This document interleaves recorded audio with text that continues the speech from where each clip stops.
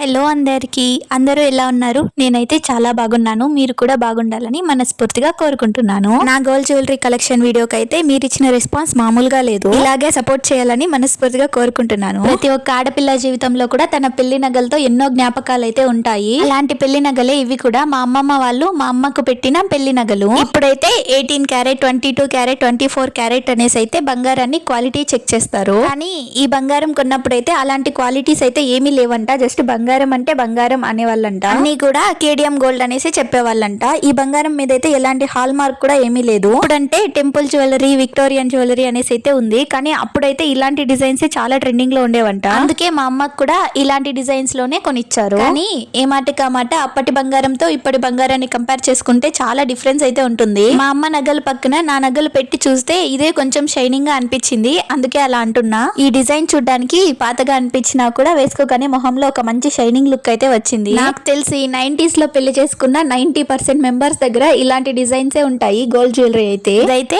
శారీస్ మీదకే కాదు, డ్రెస్సెస్ మీద కూడా చాలా సింపుల్ గా నీట్ గా చూడడానికి చాలా బాగుంటుంది. ఒకసారి మీరే చూడండి. ఇంతకీ ఈ నెక్లెస్ నాకెలా ఉందో కూడా కామెంట్ చేసేయండి.